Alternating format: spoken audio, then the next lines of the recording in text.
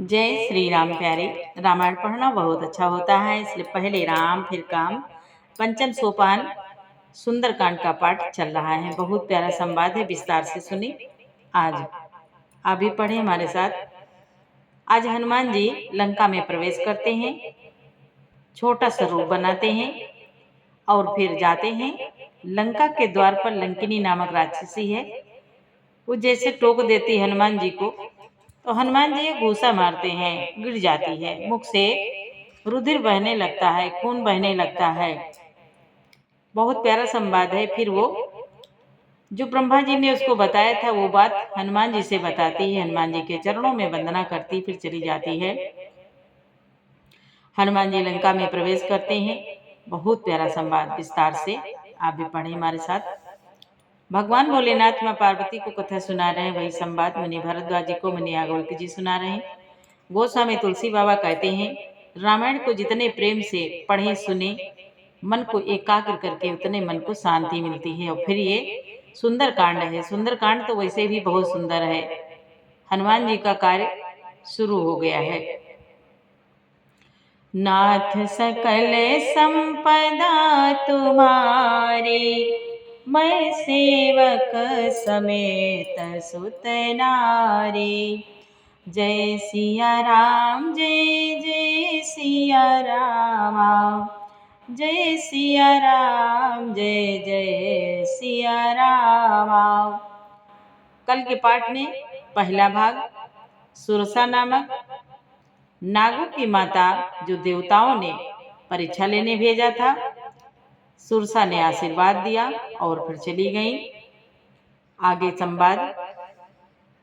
सुरसा कहती है, तुम श्री रामचंद्र जी का सब कार्य करोगे, क्योंकि तुम बल बुद्धि के भंडार हो।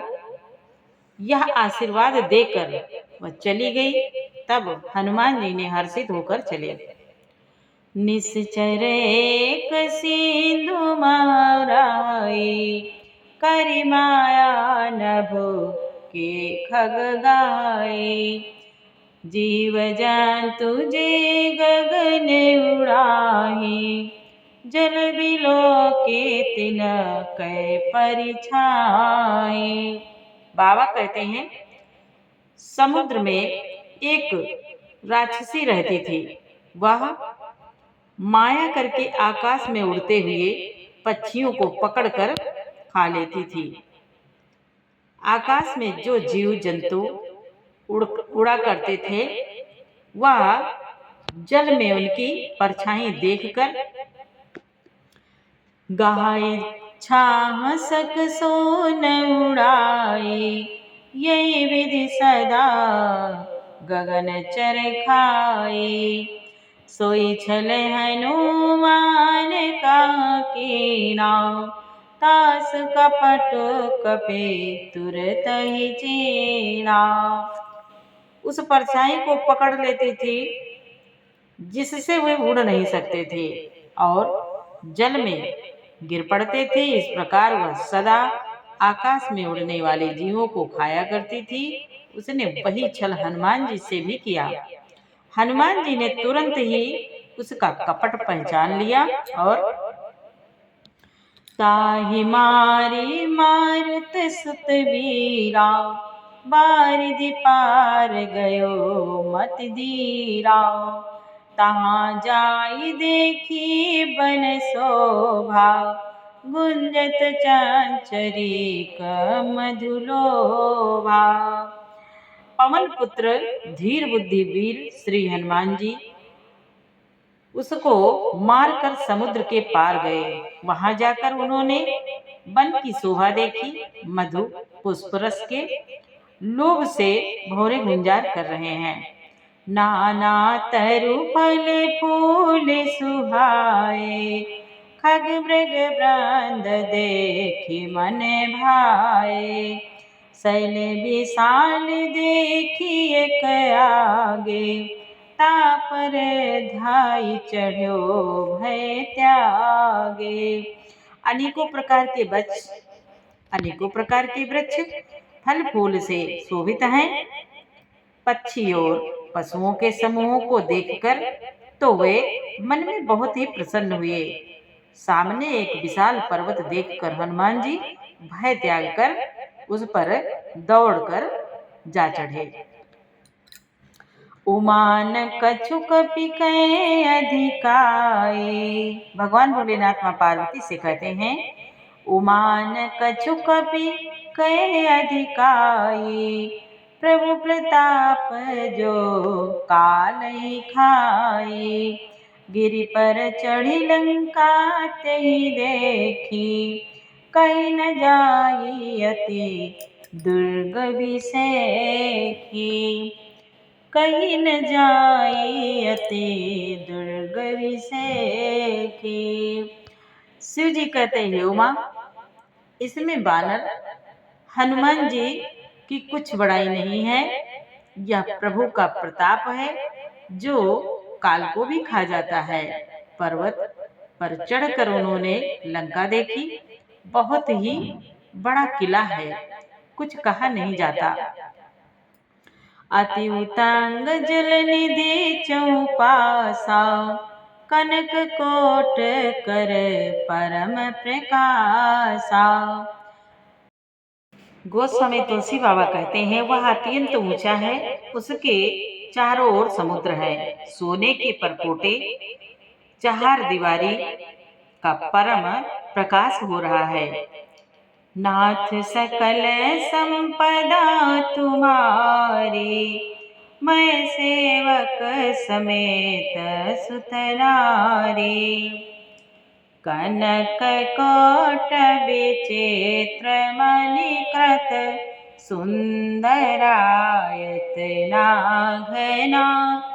चौहट हट सुबट वीथि, चारुपुर बहु विधि बना। गजबाजी खच्चर निकर पदचर, रथ बरोथहि को गन। बहुरूप निश्चर जूत, अति बल सेन वर्णत नहीं बने। विचित्र मणियों से जड़ा हुआ सोने का परकोटा है। उसके अंदर बहुत से सुंदर सुंदर घर हैं, चौराहे, बाजार, मार्ग और गलियां हैं। सुंदर नगर बहुत प्रकार से सजा हुआ है। हाथी, घोड़े, खच्चरों के समूह तथा पैदल और रथों के समूहों को कौन गिन सकता है। अनेक रूपों के राक्षसों के दल हैं, उनकी अत्यंत बलवती सेना वर्णन करते नहीं बनती। शिव जी कहते हैं, उमा, बन बाग उपवन बाटिका, सर कूप बापी सोहहि। नर नाग सुर गंधर्व कन्या, रूप मुनि मन मोहि। कहूँ माल देह विशाल शैल समान, अति बल गर्जहि नाना खारहि बिरहि। बहु विधि एक एक तर्जहि। शिव जी कहते हैं, उमा, बाग, बाग, उपवन, बगीचे, फुलवाड़ी, तालाब, कुएं और बावलियां सुशोभित हैं। मनुष्य, नाग, देवताओं और गंधर्वों की कन्याएं अपने सौंदर्य से मुनियों के भी मनों को मोहे लेती हैं। कहीं पर्वत के समान विशाल शरीर वाले बड़े ही बलवान मल्ल पलवान गरज रहे हैं। अनेकों अखाड़ों में बहुत प्रकार से भिड़ते और एक दूसरे को ललकारते हैं। कहरी जतन भट कोटिया विकट तन, नगर चहु दिस राछहि। कहूँ माहि से मानुष धेनु खर अज, खल निशाचर भक्षहि। यही लागी तुलसीदास इनकी कथा कछु एक है कही। रघुवीर सर तीरथ शरीर त्यागी गति पई है सही। त्यागे गति पई है सही। बाबा कहते हैं भयंकर शरीर वाले करोड़ों योद्धा यत्न करके बड़ी सावधानी से नगर को चारों दिशाओं में सब ओर से रखवाली करते हैं। कहीं दुष्ट राक्षस भैंसों, मनुष्यों, गायों, गधों और बकरों को खा रहे हैं। तुलसीदास जी ने इनकी कथा इसलिए कुछ थोड़ी सी कही है कि ये निश्चय ही श्री राम जी के बाण रूपी तीर्थ में शरीर को त्याग कर परम गति पावेंगे। प्रभु श्री राम जी के जब बाण चलेंगे, प्रभु के बाणों से जब ये मारे जाएंगे तो उनको परम गति मिलेगी। बाबा कहते हैं नाथ सकल संपदा तुम्हारी, मैं सेवक समेत सुत नारी। बाबा कहते हैं इसीलिए थोड़े में ही इनका वर्णन हमने किया है। आगे बाबा कह रहे हैं पुर रखवारे देखी बहु रामा, कपि मन कीन विचार सिया रामा। अति लघु रूप धरो निसिरामा, नगर करो पैसार सिया रामा। नगर के बहुसंख्यक रखवालों को देखकर हनुमान जी ने मन में विचार किया कि अत्यंत छोटा सा रूप धरूं और रात के समय में नगर में प्रवेश करूं। नाथ सकल संपदा तुम्हारी, मैं सेवक समेत सुत नारी। मसक समान रूप कपिधारी, लंकै चलो सुमिरे नरहारी। नाम लंकिनी एक निसचरी, सो कह चले सिमोहे नींदरी। हनुमान जी मच्छर के समान छोटा स्वरूप धारण कर नर रूप से लीला करने वाले भगवान श्री रामचंद्र जी का स्मरण करके लंका को चले। लंका के द्वार पर लंकिनी नाम की एक राक्षसी रहती थी। वह बोली कि मेरा निरादर करके बिना मुझसे पूछे कहाँ चला जा रहा है। जाने ही नहीं मरमो सठ मोरा, मोर हार जहाँ लगी चोरा। मुठिका एक महाकपिहानी, रुधिर बमत धरनी धनवानी। बाबा कहते हैं लंकिनी कहती है हनुमान जी से हे मूर्ख, तूने मेरा भेद नहीं जाना। जहां तक जितने चोर हैं वह सब मेरे आहार हैं। महाकपि हनुमान जी ने उसे एक घूसा मारा जिससे वह खून की उल्टी करती हुई पृथ्वी पर लुढ़क पड़ी। पुनि संभारी उठी पुनि संभारी उठी सोलंका, जोरि पानी कर विनय सशंका। जब राम नहीं ब्रह्म बर दीना, चलत बिरंच कहा मोहि चीना। बाबा कहते हैं आज वह लंकिनी फिर अपने को संभाल कर उठी और डर के मारे हाथ जोड़कर विनती करने लगी और वह बोली रावण को जब ब्रह्मा जी ने वरदान दिया था तब चलते समय उन्होंने मुझे राक्षसों के विनाश की एक पहचान बता दी थी। राक्षसों के पहचान की मुझे यह पहचान बता दी थी कि विकल हो सित कपि के मारे, तब जान सु निश्चर संघारे। तात मोर अति पुण्य बहुता, देखो नयन राम कर दूता। जब ब्रह्मा जी ने कहा था कि जब तू बंदर के मारने से व्याकुल हो जाए तब तो राक्षसों का संहार हुआ जान लेना। तात, हे तात, मेरे बड़े पुण्य हैं जो मैं श्री रामचंद्र जी के दूत आपको नेत्रों से देख पाई। नाथ सकल संपदा तुम्हारी, मैं सेवक समेत सुत नारी। तात स्वर्ग अपवर्ग सुख, धैर्य तुलायक अंग। तूलन ताहि सकल मिली, जो सुख लव सतसंग। बाबा कहते हैं आज बहुत सुंदर बात। लंकिनी कह रही है कि हे तात, स्वर्ग और मोक्ष के सब सुखों को तराजू के एक पलड़े में रखा जाए, वह भी सब मिलकर दूसरे पलड़े पर रखे हुए उस सुख के बराबर नहीं है, नहीं हो सकते। जो क्षण मात्र के सत्संग से होता है।